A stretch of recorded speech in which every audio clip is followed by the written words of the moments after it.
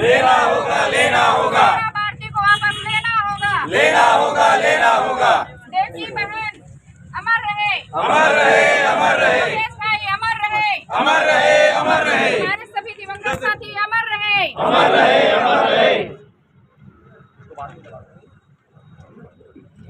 छत्तीसगढ़ शासन होश में आओ, होश में आओ, होश में आओ, छत्तीसगढ़ शासन होश में आओ, होश में आओ, होश में आओ। होश में आके बात करो, बात करो, बात करो, दिवंगत से न्याय करना होगा, करना होगा, करना होगा, 50 लाख मुआवजा देना होगा, देना होगा, देना होगा, परिवार को नौकरी देनी होगी, देनी होगी, देनी होगी। हम अपना अधिकार चाहते, नहीं किसी से भीख मांगते, हम अपना अधिकार चाहते, नहीं किसी से भीख मांगते। भूपेश बघेल हाय हाय, हाय हाय हाय हाय, भूपेश बघेल हाय हाय, हाय हाय हाय हाय। छत्तीसगढ़ शासन होश में आओ, होश में आओ, होश में आओ। शासन के दलालों को, जूता मारो सालों को, शासन के दलालों को, जूता मारो सालों को।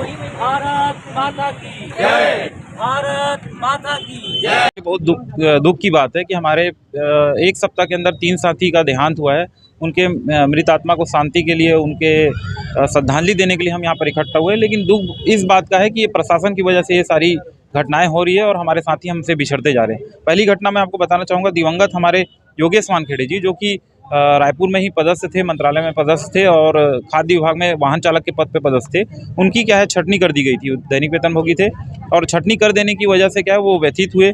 वो लगातार गुहार लगा रहे थे कि मेरी नौकरी वापस आ जाए, लेकिन उसके बाद भी ना अधिकारियों ने सुना, ना मुख्यमंत्री ने इस बात को संज्ञान में लिया।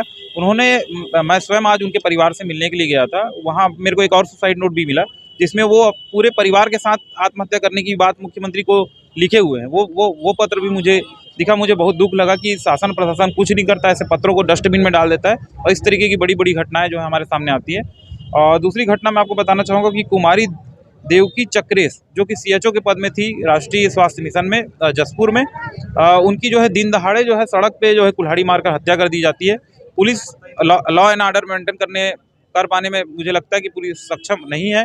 ये सरकार जो है अपने तानाशाही और भर्राशाही रवैये की वजह से शायद जो अपराधी है उनको कोई डर और भय नहीं है, जिसकी वजह से ये घटना हुई और हमारी एक साथी जो है दिवंगत हुई। छोटी सी बच्ची 20-22 साल की रही होगी और इस तरीके का यहाँ से जाना हम सभी कर्मचारियों के लिए बहुत गंभीर विषय है। एक और घटना जो घटी है, जो हमारी रसोईया बहन है जो कि दंतेवाड़ा में पदस्थ थी, सुकड़ी पोडियम इनका नाम है, वो उनकी घटना जो है लकड़ी लाते हुए वो ट्रेन से कट के उनकी मृत्यु हो गई है।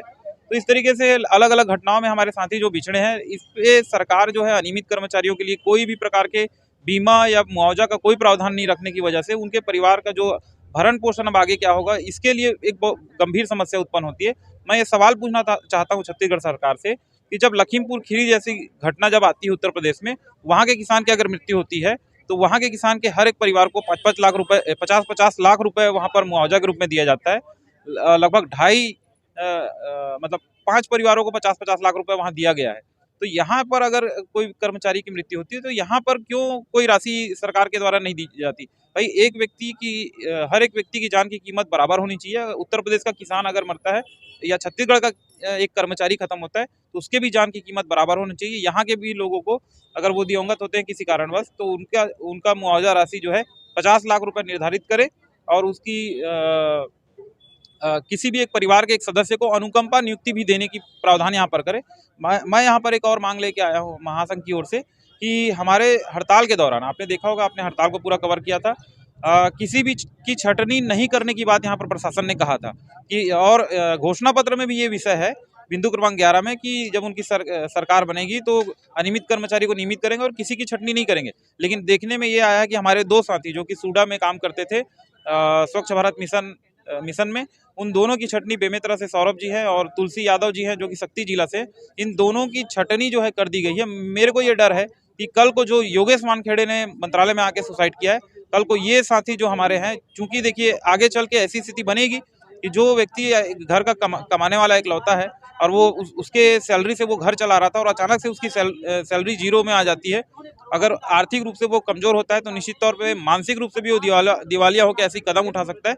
जब सरकार ने ये वादा किया था कि किसी की छटनी नहीं करनी है, तो ये छटनी क्यों हो रही है? 1000 लोगों की छटनी पिछले 4 साल में हो चुकी है। सारे लोगों का डाटा हमारे पास है। ये 1000 लोग आगे चल के शायद हो सकता है ऐसा कदम उठाएं, लेकिन मैं चाहता हूं कि सरकार ऐसे कदम उठाने से पहले ही कोई ना कोई ऐसा प्रावधान बनाए, ऐसा कोई कानून बनाए कि ऐसे लोगों की जो छटनी होती है, बेवजह जो छटनी होती है, जिसकी वजह से ये घटनाएं सामने आती है, वो घटनाएं ना हो। जैसा कि इन्होंने बताया, काफ़ी यहाँ पर लोग भावुक नज़र आ रहे हैं और 2 लोगों की छटनी भी की है। हमने इससे पहले भी एक एपिसोड में आपको बताया है। यहाँ पर और भी लोग हैं, मैं आपको यहाँ दिखाना चाहती हूँ। सभी लोग जो है कैंडल मार्च यहाँ पर कर रहे हैं। प्रशासन जो है सामने खड़ा हुआ है ताकि कुछ ना हो सके। मैं सर से बात करना चाहूँगी, हमारे साथ अनियमित कर्मचारी से ही जुड़े हुए हैं। सर आप बताइए, आज ये जो कैंडल मार्च निकाला जा रहा है और सभी लोग जो है काफ़ी भावुक है, क्योंकि ऐसा माहौल हो गया है कि अगर लोगों को उनकी नौकरी से छटनी कर दी जाती है या ऐसी स्थिति आती है जिनमें उन्हें घर चलाने की क्षमता नहीं रहती, उनके पास पैसे नहीं रहते, ऐसे में लोग जो है आत्महत्या करते हैं। और अभी अनियमित कर्मचारी जितने भी है पूरे छत्तीसगढ़ में, सभी की जो स्थिति है काफ़ी ख़राब चल रही है। ऐसे में आपने ये निकाला है, आपको क्या लगता है सरकार पर इसका क्या असर पड़ेगा? ये वर्तमान सरकार निरंकुश सरकार है। आप तो हमारी जो भी आंदोलन है उसको रिपोर्ट किए हैं, आप देखे होंगे। हमने अभी 7 दिन तक आंदोलन किया, लेकिन सरकार के कोई प्रतिनिधि, कोई सरकार के जनप्रतिनिधि हमसे बात करने के लिए तैयार नहीं है। हमारे 3 साथी आज इस दुनिया में नहीं रहे हैं, उनके परिवार की स्थिति समझ सकते हैं आप। अभी पता चला है कि वो 1.5 साल से, योगेश भाई 1.5 साल से जॉब में ही था और विभिन्न मंचों पर माननीय मुख्यमंत्री महोदय से बार बार निवेदन किया, लेकिन उनके बातों पर ही कोई गंभीरता से विचार नहीं मतलब की गई और मजबूरवश उन्हें क्या है कि आत्महत्या करना पड़ा। ये एक्चुअल में हम मानते हैं कि वो आत्महत्या नहीं है, एक प्रकार की हत्या है और उसको आत्महत्या करने के लिए विभाग सरकार ने उसको मजबूर किया। आज हमारी स्थिति इतना कमज़ोर है, विडंबना है हमारी, कि हम अपने साथियों को प्रॉपर एक निश्चित राशि अनुकंपा हम दिला नहीं पा रहे हैं। तो आपके माध्यम से मैं सरकार से निवेदन करना चाहूँगा कि प्रदेश में जो लाखों अनियमित कर्मचारी हैं उसके लिए कुछ न कुछ ऐसा व्यवस्था करें जिससे उनके जाने के बाद उनके परिवार को एक जीवन निर्वाह के लिए न्यूनतम कुछ धनराशि या उसके जीवन निर्वाह के लिए उनके नौकरी इस तरह से मिल सके। अभी मैं बताना चाहूँगा कि जो संविदा और दैनिक वेतनभोगी कर्मचारी हैं, यदि वो दिवंगत हो जाते हैं, जॉब में रहते हैं, तो केवल 1 लाख रुपया अनुकंपा राशि देने का प्रावधान है, जो एक लोकतांत्रिक सरकार की व्यवस्था हो ही नहीं सकती। ये तो पूरी तरह मनमानी है, ये तो पूरी तरह से नौकरशाही है। हम इस चीज़ का विरोध करते हैं कड़े शब्दों में और आपके माध्यम से माननीय मुख्यमंत्री से महोदय से आग्रह करते हैं कि इस जो परंपरा है, इस जो सर्कुलर है उसको बदलें और जो अनियमित कर्मचारी इस प्रकार के जो वीरगत मतलब दिवंगत हो जाते हैं उसके लिए 50 लाख की अनुकंपा राशि और एक पक्की नौकरी की व्यवस्था करें। जैसा कि इन्होंने बताया कि ये जो बात है काफ़ी गंभीर है और सभी का ये कहना है कि अगर दूसरे स्टेट्स में ऐसा मामला सामने आता है कि किसानों ने आत्महत्या की है तो वहाँ पर जो है सरकार काफ़ी ध्यान देती है और उन्हें काफ़ी मुआवजा दिया जाता है, लेकिन छत्तीसगढ़ में अगर ऐसा हो रहा है तो यहाँ के किसानों को, यहाँ के कर्मचारियों को ये सुविधा क्यों नहीं है? यहाँ पर हम देख रहे हैं सभी की एक ही मांग है कि अनुकंपा दिया जाए या फिर इन्हें जो है गवर्नमेंट नौकरी दी जाए, उनकी जो सैलरी है, मुआवजा, ये सारी बातें जो हैं आज यहाँ पर लेकर खड़े हैं हम। हमारे साथ यहाँ पर मैम जुड़ी हैं जो कि प्रदेश अध्यक्ष भी हैं। मैम आप हमें बताइए कि यहाँ पर जो है कैंडल मार्च निकाली जा रही है और सरकार को जगाने की कोशिश की जा रही है ताकि जो कर्मचारी आत्महत्या करें उन्हें मुआवजा दिया जाए, तो इस पर आप क्या कहेंगे? जी, हमारे साथी जो हैं जैसे दैनिक वेतनभोगी हैं, चाहे वो प्लेसमेंट है, चाहे ठेका प्रथा में संविदा हैं, ऐसे हमारे भिन्न भिन्न वर्ग में बटे हुए हैं जो कार्यरत हैं, उन सभी साथियों पे जिस प्रकार से दबाव बनाया जा रहा है वो मानसिक रूप से इतने ज़्यादा प्रताड़ित हो चुके हैं कि वे आत्महत्या करने के लिए मजबूर हो जा रहे हैं। और सरकार हमारी नियमितीकरण की बात करती है, घोषणा पत्र में 11वें बिंदु पर हमारी मांग को रखा गया है, पर आज 3.5-4 साल हो रहा है, हम लोग अभी तक नियमित नहीं हो पाए हैं।